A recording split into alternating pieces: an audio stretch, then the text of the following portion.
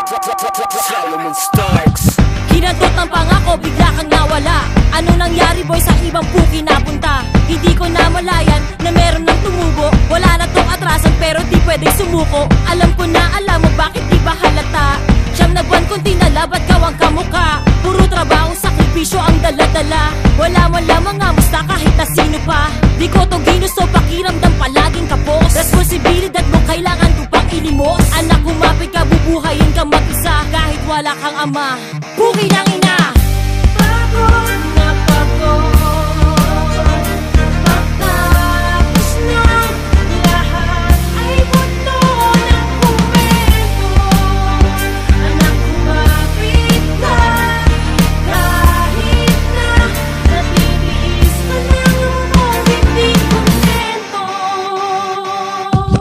Para sa pera nagkaputa-puta, dobleng babantayan na nakakakuta.